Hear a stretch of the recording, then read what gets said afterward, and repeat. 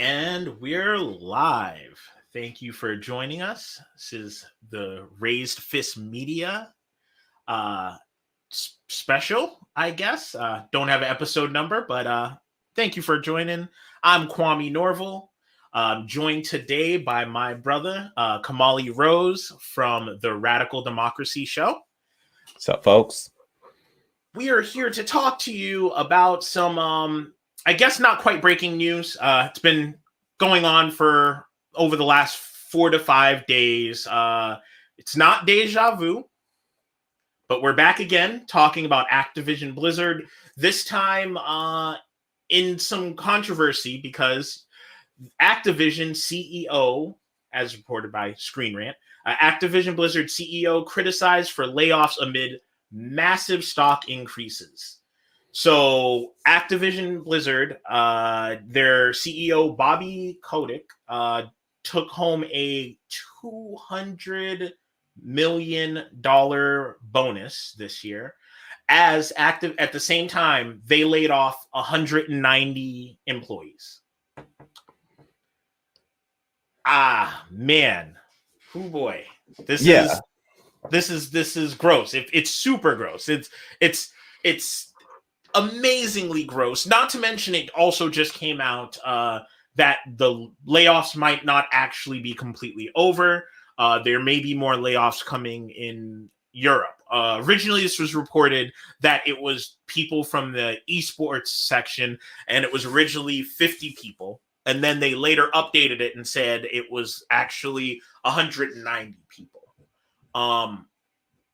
Any amount of people feels like too much when you look at that other number that we threw out there and the other aspect of that headline. Yeah, absolutely. I mean, this is absurd. You're talking about 200, just shy of 200 people being laid off, less than a week ago now.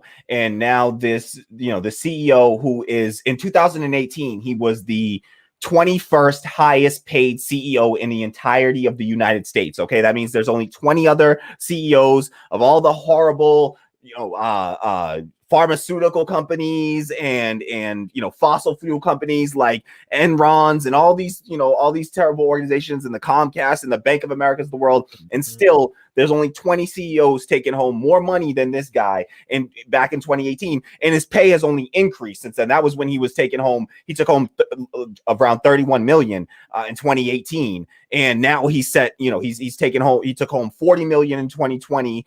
And now you're talking about getting $200 million. Essentially what happened was that his pay is tied to the stock prices. And this is one of the corrupt incentives under a capitalist system, is that they've tied CEO pay to the stock price, which means that you have literally created a system where the CEO is incentivized not to improve, his pay isn't based on improving the lives of his workers or his customers. It's literally just incentivized based on how valuable you can make that stock price go. And so you've created a system that incentivizes him to just do anything that pushes up stock prices, which are not always consistent, which are typically not consistent with, protecting consumers and protecting employees. In fact, it almost always comes at the exploitation of labor. The goal of the CEOs then is to extract as much labor as possible from these workers while giving them the least amount of money, because then your profits are higher, those profits go up, your stock price tends to increase when your profits are going up constantly. People invest more money in the stock, and that causes the stock price to rise. And we've seen from things like the recent GameStop, craze, how stock prices are not. It's all a game. It's all a scheme, and stock prices are not actually connected to anything, to the business, to the actual business on the ground, right? Of the day-to-day business. It's completely, there's a complete disconnect. And so we've completely decoupled the incentive for the CEOs of these businesses. It's no longer, it's not about taking care of your workers, creating a great work environment, creating a good product that serves your customers. It's about what can you do to drive your stock price up, and you'll do whatever is necessary to drive that stock price up. That often is, extracting more labor, firing people, not providing good benefits. By providing less benefits, you take home more profit. So the entire system has been incentivized for them to exploit people like this. At that price, it hits extra wrong because, like, my guy, you could have cut that in bonus in half and kept these jobs. Like, I mean, it would be hard to assume that 100 million would be enough to keep 200 jobs, but knowing that, you know, Blizzard doesn't exactly pay people top notch unless you're like at the highest points of the company, they could have saved most, if not all, of those jobs. And no, Blizzard, that's 200 million. His bonus is more than his actual salary, like grossly way more than his salary. You know, and this dude's 30 to 40 million was the number that we were finding for this dude's annual salary, and his bonus was 200 million. How is your bonus more than what you take home in a year? Exactly. And so this, you know, the thing about Bobby Kotick is that he back the last that we could find information on him, his net worth is $600 million. So you're talking about a damn near, you know, a half a billionaire. This guy's nearly a billionaire. $600 million net worth. He got a $40 million salary in 2020, $30 million, about $30 million, a little over $30 million in 2018 and 2019. That was just his base pay. On top of that, he has he has all these shares of the company, which is, how he gets all these benefits from the stock price increasing, as well as literal incentives in his compensation package that tie bonuses to the stock price as well. So in addition to having the stock, he also has these bonuses tied to the stock price increasing as well. And you're talking about the average employee at Activision. This is just based on I believe Glassdoor has these pay analytics for each company based on whatever information employees have offered up and have provided publicly. And they say the average employee pay is at Activision is $76,596, right? So the average employee's pay is about $77,000, let's say, just short of that. And at $40 million, in 2020, you're talking about Bobby Kotick getting paid 522 times what the average worker is making. So, you won't have to even convince me that any person can work 500 times as much as another human being. How is that possible? For you literally, for every 1 hour that these developers that are building the game work, you're telling me that Bobby Kotick is doing 500 times more than the person writing the code, creating the art, QA testing, even the freaking janitors that are cleaning up after all these people. You're going to tell me that Bobby Kotick is working harder, than those people? And 500 times harder? He's just a money man. Like, it's not like a Cliff Bleszinski or a Todd Howard or someone who actually is in there coding or handling the game design. Like, he's just a suit. He doesn't actually, like, to my knowledge, he ain't write one line of code. He didn't do any, like, there's nothing this man could convince me that he deserves that much, Yeah. So even if I was being super generous in saying, like, all right, give this dude already making a gross amount of money a bonus, 200 million, more than double his annual salary for a bonus, that's bananas. Yeah, it's absolutely wild. From what I understand, the 200 million will include all of his pay. From what I understand, and correct me if I'm wrong, but from what I understand, the 200 million does cover. I think included in that is his $40 million of base pay plus whatever he's going to get from the bonuses plus the stock. The stock price increases. So I think that in this article in Screen Rant that they say the $200 million is all total, but that's still, you're talking about a person making $200 million in a year at the same time that 190 people are being fired. Now, like we were saying earlier, a pandemic.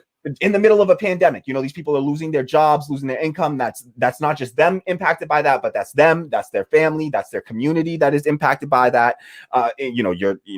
More people that are going to have to collect unemployment. The unemployment system has additional weight placed upon it in such a critical time when already more than 10 million people, 10 million less jobs are available today than were here a year ago, today. And so you're talking about for each of those 190 employees, you're talking about over $1 million that he could have taken home $10 million and still had enough to provide $1 million per employee that just lost their job. All right. So that's $1 million, which if you're saying the average pay is $76,000, call it rounded up to 100,000 because we're being friendly, or call it 100,000 when you include the cost of the insurance benefits that the company has to pay, because the company has to pay some insurance benefits and additional benefits like that. Call it $100,000 per year per employee. You're talking about he could have taken half of that money, $100 million, given up $100 million of it, and that would still be over $500,000 per employee. You're going to tell me that you couldn't keep those employees on the staff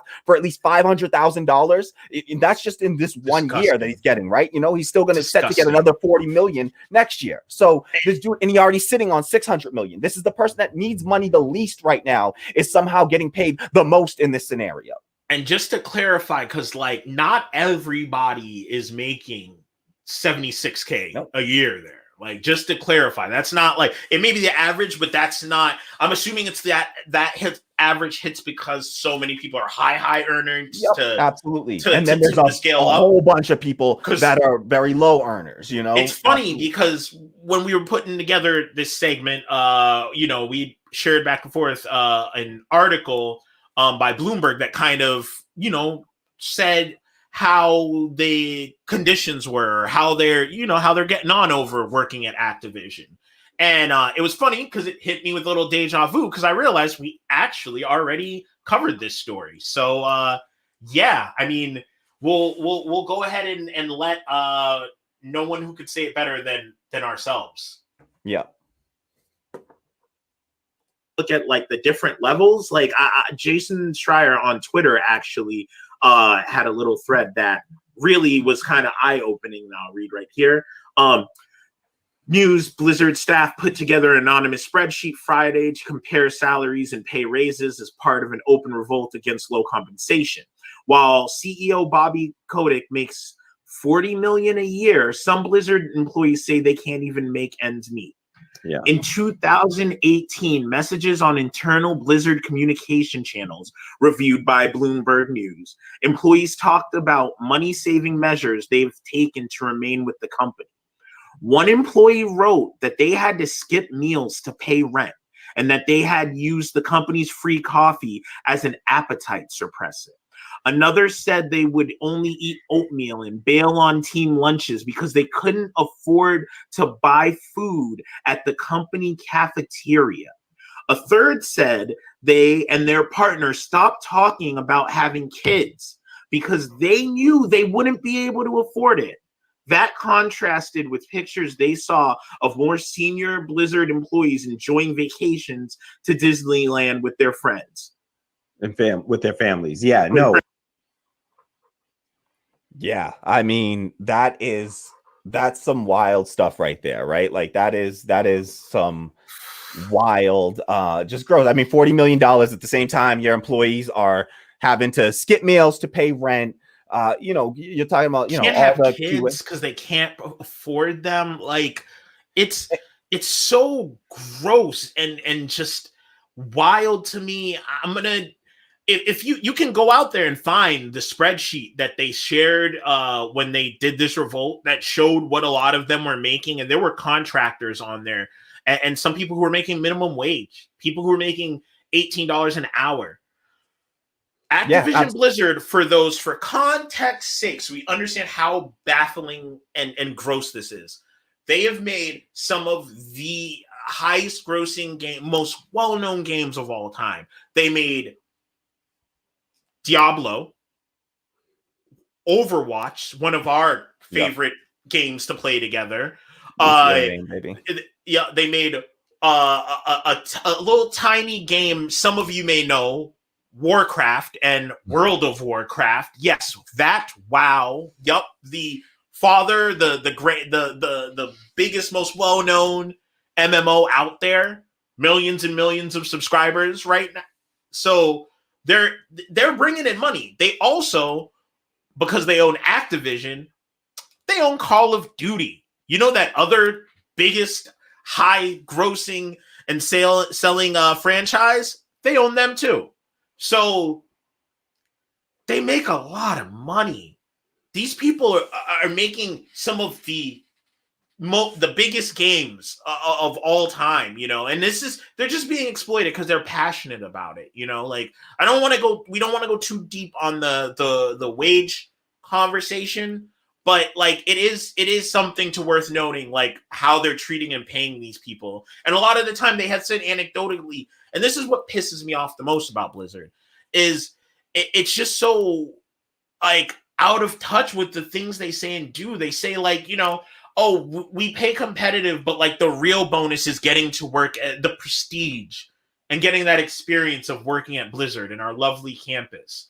Yeah, no, this is what under capitalism and what these corporations, they prey on people's, enjoyment, their joy, their passion, their love for the people that they serve. They prey on these teachers. They do it to teachers. They do it to nurses. They do it to anyone that is working with people that they care about, or in a field that is something that they tend to enjoy, right? And they've found a way to try to count that as some sort of value. Oh, you get to do something that you love, when the reality is that they exploit you so viciously that it ends up sucking all the joy out of whatever it is you're working on. Like there's saying, oh, do what you love and you'll never work a day in your life. And I just always tell people, like, no, do what you love and you'll stop loving it. Like if you do what you love for work and you turn what you love into your job, quite often under a capitalist system, I'll say, you end up hating that work. You're so alienated from your work. And this is one of the things under capitalism, is that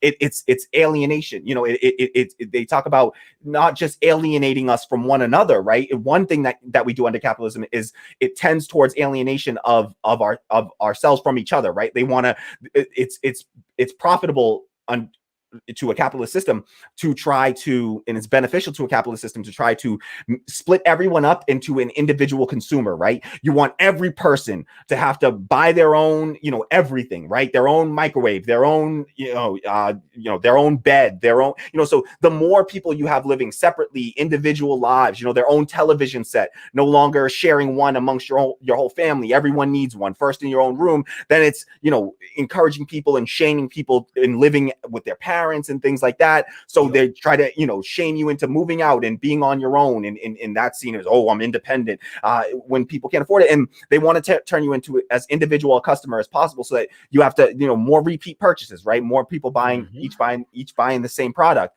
And so not only does it alienate us and, go off and be more separate, use your cell phones to communicate, put more layers between us when we interact, because then there's you can commodify even human interaction.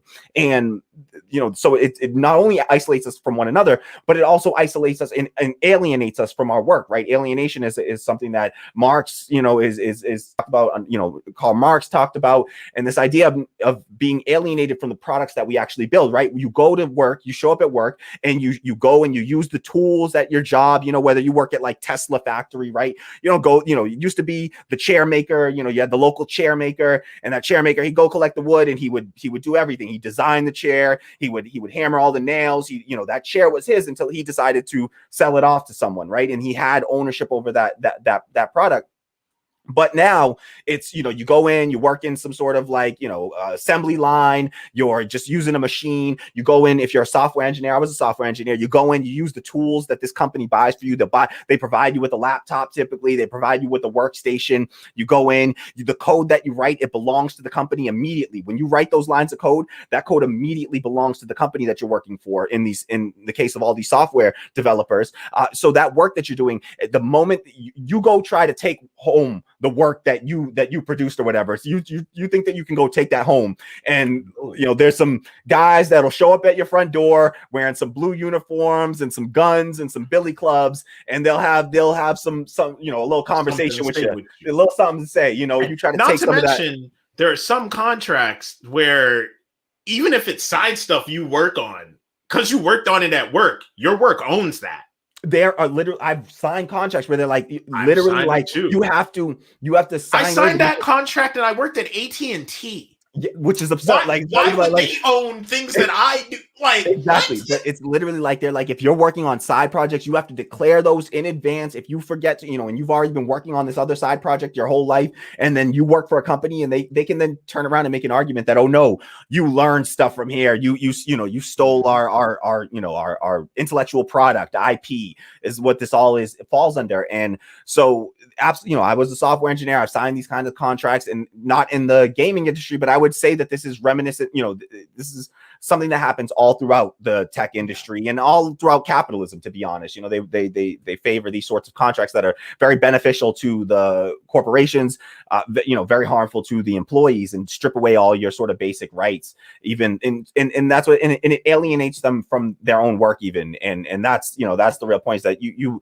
no longer feel connected to this thing in any way. And it takes away that joy that you had, was because you were building this thing and it felt like it was yours, and it was it was something that sort of represented you, and it's your baby, they would always say, and that sort of concept. But really, the more and more we go to sort of these big, larger, enterprise sort of games and AAA titles, you just become more and more alienated from that work. You're only one person working on this tiny little part of this. Nobody, the only people that really have ownership over the whole thing are this, the board of directors are really the people that really truly own this, is the employer. And they immediately take all that and have ownership over your own, just your brain, even your thoughts, they take ownership over. So I think that it's gross. It's super gross. There's no other way to put it, and it makes me again feel some extra type of way with just the way that they carry themselves. Like, it got out that Jason Schreier had reported, like, otherwise, like, all things considered, being fair, they have a better than most people in the industry severance package. But part of what they included with that was, I think, like, a couple $100 in Blizzard gift card to their game store and Blizzard points. You just put these people out their livelihood. That's a slap in the face. Like, a gift card to their own store, so you're going to literally be spending the money back with the company. So that's supposed to feel like some sort of nice bonus to me, that I have to literally spend money with you. I'm just giving you money. I'm taking you're giving me the money. They helped make that game. They helped make that game. They should never, as long as they live, have to pay for a World of Warcraft subscription or a Blizzard game if they fucking want to. All right? That should be some alumni thing. The audacity of these people are just... Yeah, and this is, and this is why we talk so much about, these sort of labor issues and, employees needing to, be empowered in the workplace, and the problem is that this is going to go on as long and until the end of capitalism. This is going to continue to exist. Is you're relying on a system that is designed to do this to people, right? It is designed to disadvantage, inherent in the capitalist system. It is inherently, wherever capitalism has existed for the past 300 years, wherever it has existed in this world, it has had an economic downturn every 4 to 7 years on average. It has created inequality, instability, and it's inherently undemocratic. It's hierarchical. There's a handful of people. It's authoritarian by its very nature, totalitarian and authoritarian by its very nature. There's a handful of people, the board of directors and the major shareholders, that have all the power to make all the decision-making power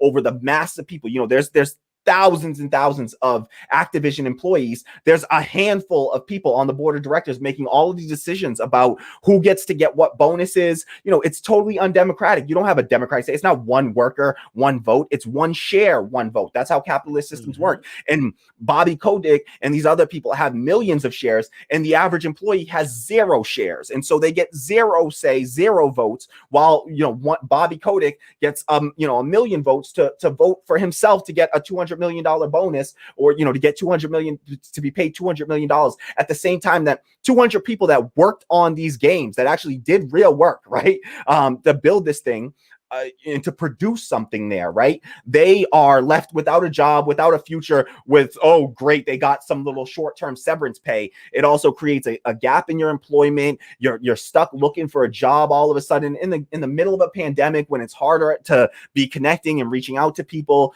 And millions of jobs have been lost. All of a sudden now, you're adding to, you're piling onto that.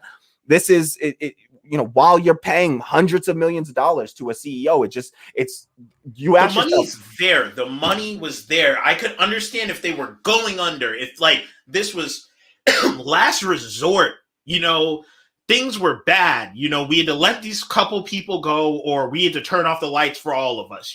I would be willing to entertain that. But you can't say that and give somebody hundreds of millions of dollars. Yeah, that is not the case.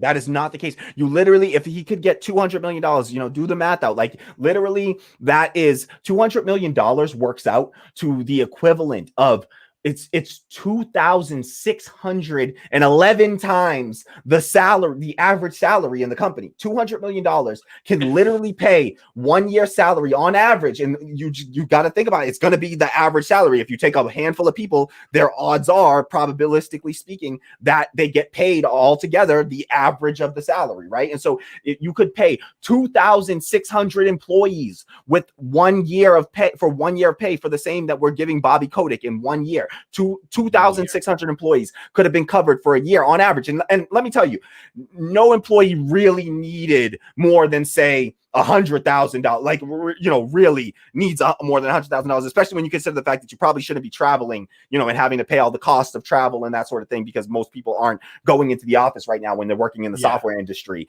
But people don't need more. We could afford to pay all of these people $100,000 if we didn't pay some of them $200,000 and some of them, $30,000. We could afford to pay everybody $100,000. I think that if workers had more of a say, and this is why all I constantly am advocating for is democracy in the workplace, because you get all the workers together and you give every one worker one vote, and you don't start to build this inherent like inequality into the system where, because you're a janitor or you're less educated, you are somehow less valuable. You deserve less say over something that is affecting you every single day. And we talk about how in the cafeteria and you feed literally every person at this company, but you're not important enough to be considered. Exactly. Or paid properly. If you get everyone together and you really let people to better understand this, you gave them this information and you gave people, a democratic say, one worker, one vote over their well-being. I guarantee you won't get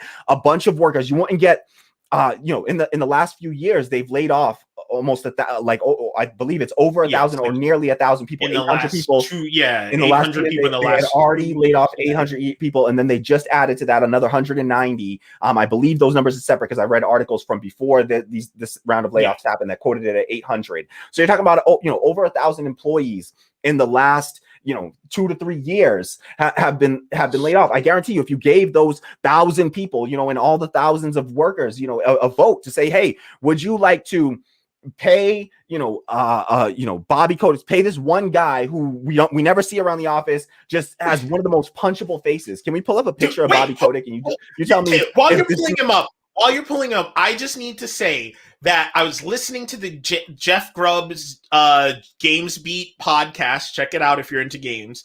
And they were telling anecdotally a story about Bobby Kotick, and he's such an evil bastard. While you pull up this punchable bastard's face, that the only reason he got mad, he didn't get mad because people often call him evil for any other reason, but he hit the point where when he was trying to get women, they would Google him and see pictures of him with devil horns on his face, because this is the insider photo. But typically, if you look up Bobby Kotick, it's the picture with the horns drawn on him, because it's evilness. All right. Yeah. And that is when he had a problem with being the bad guy, when it affected his ability to pick up women.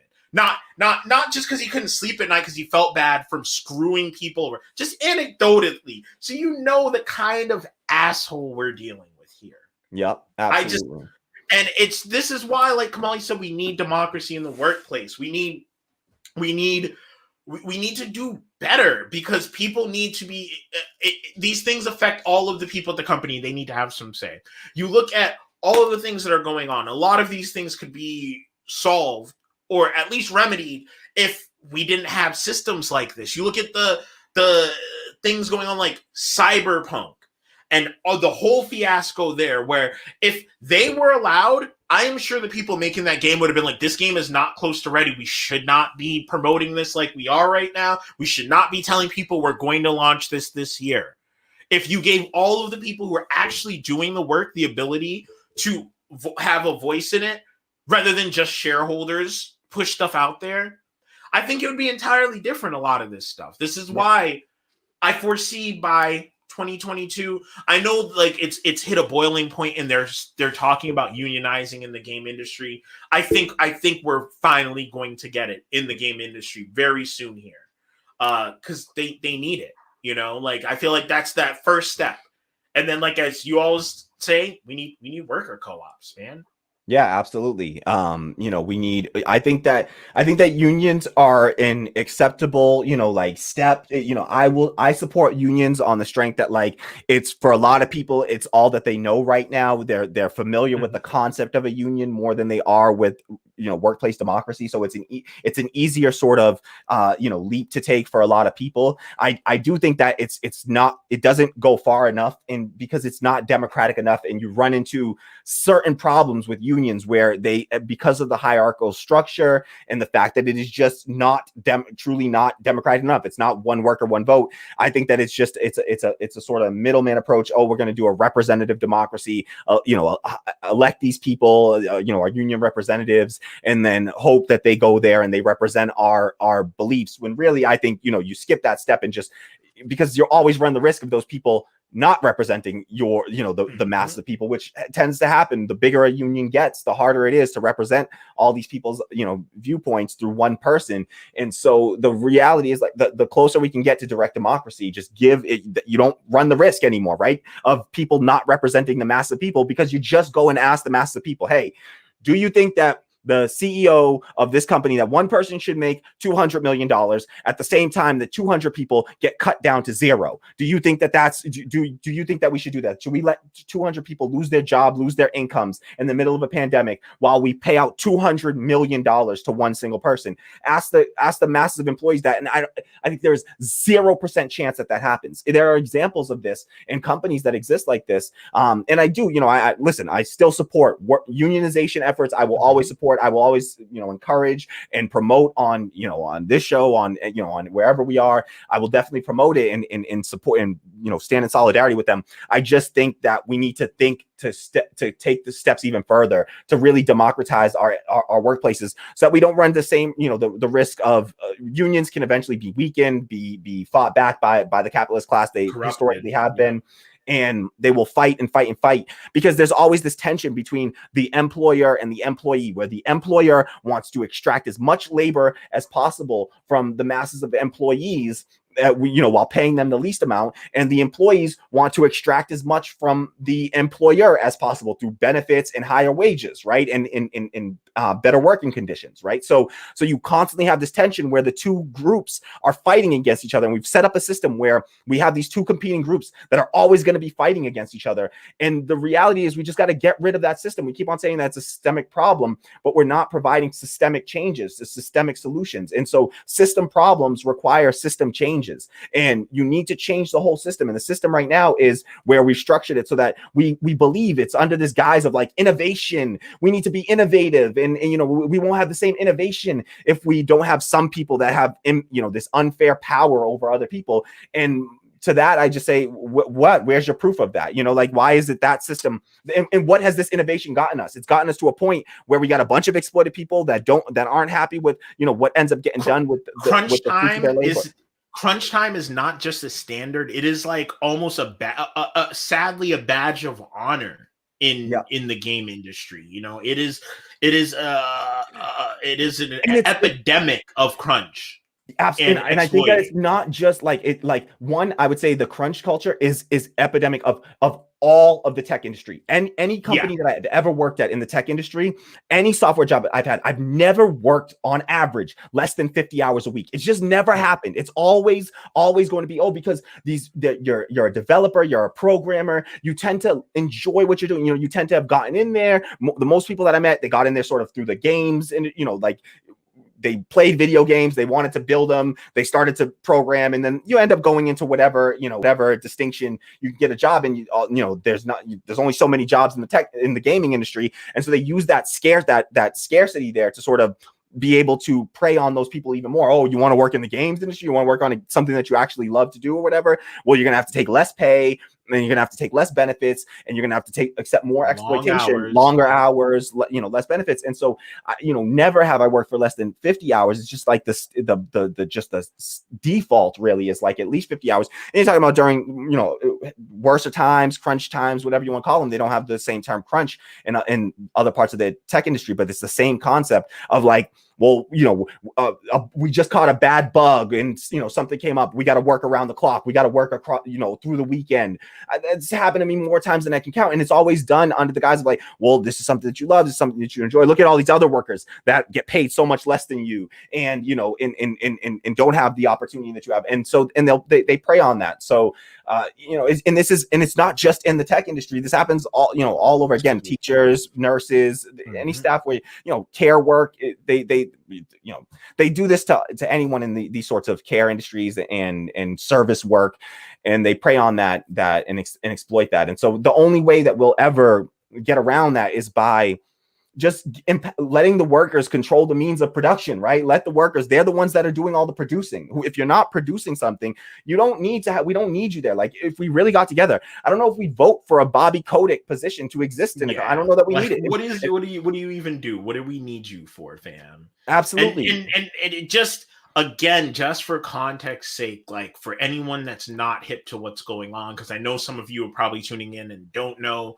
and think, well, it's the pandemic, times are hard everywhere. That's why people are cutting back and getting laid off. The video game industry was one of, if not the only industry that did better during the pandemic. Like when you look like kind of across the board, other than missed deadlines because of having to call audibles, but people gamed infinitely more because of the pandemic and being in lockdown than they have any other time. A lot of people who weren't gamers picked up gaming. So that is something to consider. Like, again, CEO criticized because this all happened amidst a massive stock increase. So they're doing just fine. So that's just, if there's one thing that like I can leave you with, because I don't know what the answer is. I don't like, I get so conflicted because I like a lot of their properties. I'm super excited for Diablo 4 and Overwatch 2. I want to be able to enjoy them. I feel gross. I'm not going to say go out and boycott them because if the employees aren't asking for a boycott, I'm not going to lead the charge on that because that might hurt them more. They want you to play their games and see their games. So if they're not asking for that, I'm not going to say that. But like anytime that you can support unionizing efforts and democracy in the workplace, do it. I know when I get Diablo 4, I'm going to type a review and say, let your employees unionize and pay them fairly. That's what I'm going to put on my Steam page. You guys review bomb for nonsense all the time. Review bomb for nonsense all the time. Do something positive. If you want to help people that make the things that you love, that your favorite pastime, the thing you're passionate about, stand up and fight for them. And if they do say that they want to go on strike, have their back. Because these are people that are losing their livelihood, their sanity, their health to give you what you like. And all of our power lies in our collective labor power. Like that's the power that we have as working class people. That's where our power lies, is in our ability to work collectively together and to withhold our labor when necessary, right? That's the entirety of our power.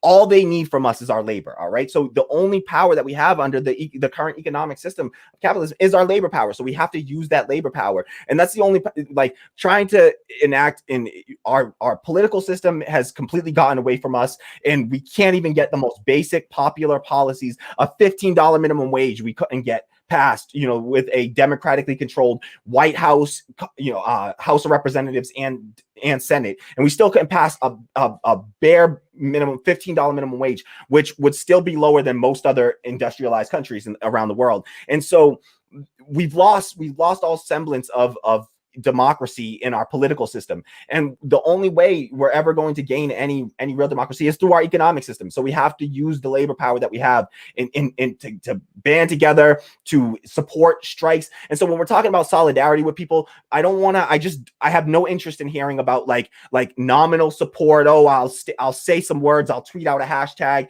It just doesn't. Sorry, it's a great gesture, it's sweet, it's symbolic, nice, thumbs up. It doesn't do anything real until you're willing to withhold your labor. We have to all get together and be willing to withhold our labor, in response to these companies doing this sort of stuff, whether that be through a general striking at a specific, workplace, or, unionizing, doing unionizing drives. We need to push for more unions within the tech industry, but really what we need to be pushing for is people to be building democratic workplaces. It's probably a long, road ahead of us, but the other option is to not do that and to continue to lose on these fronts and to continue to see workers, get the short end of the stick. And the only way we're ever going to be able to push back against this, it's not going to be through boycott, because we just don't have the power to do it through boycott power any longer. It's not realistic. Our power lies in our labor. That's what we have to be willing to, that's the front that we have to be willing to fight on. And that means general striking, supporting general strikes, being willing to threaten strikes,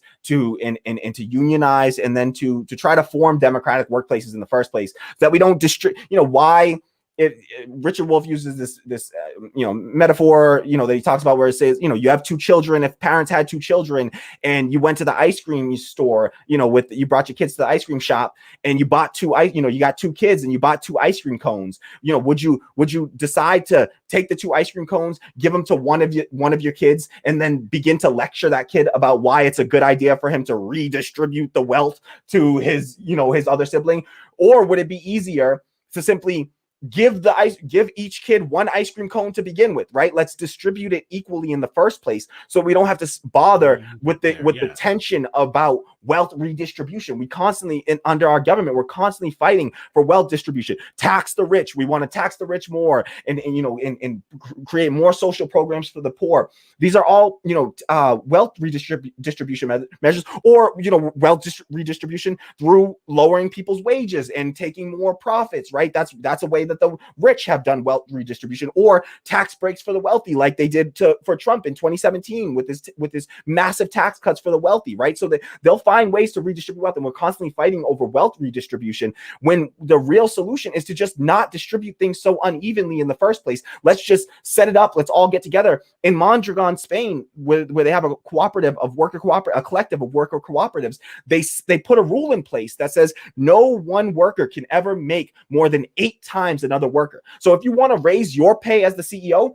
the only way to raise your pay as the CEO is to raise everybody else's pay. So we have to build it into the system and tie it into the system and allow workers to have a vote in this, or else it'll always tend towards getting out of control and letting one Bobby Kotick getting 500 times the average worker pay on average, or this year 2,600 times the pay of the average worker while laying off workers. Like, we can't allow this system to continue. Yeah, we got to do better. Yeah, absolutely. Yeah. I mean, so yeah, I don't know. That's all I got to say on that. And I would hope that that's enough to change some minds. But yeah, I think that's that's all I got to say. And we can get there. Their worker co-ops exist in the gaming industry. Check them out. There are companies that work like that, and that is the future. In the interim, till we can get there, let's push and get these people unionized, and do everything you can in your workplace and any place that you can have an effect to help build democracy. Yes, absolutely. There's one takeaway you take away from this. Absolutely. But yeah, I mean, that's pretty much it. All right. Thank you guys for tuning in. Again, I'm Kwame Norval. This is Raised Fist Media. Please make sure you like, share, subscribe, all that good stuff down below on this video. Go over and support, if you want to, over on our Patreon at patreon.com/raisedfistmedia. But while you're at it, if you're also being generous, go over and support my brother Kahmali Rose over at the Radical Democracy Show at coffee.com/. youtube.com/Radical Democracy. You can check him out on his Radical Democracy YouTube channel. I am there quite often, so make sure you go over there and sub and see what he's got going on over there. And he's also got a Patreon as well. And yeah, make sure you support, because we need more black leftist voices out there fighting the good fight. And like we said, the democracy is the only way, a real democracy is the only way we'll make it so me and Kahmali don't have to make this same video every 6 months and cuss out Bobby Kotick. Yep. We'll see you again soon on the same topic. I promise you. Yep. We'll see you in a couple weeks. Yep. Absolutely. All right. Thanks, guys. All right. Peace.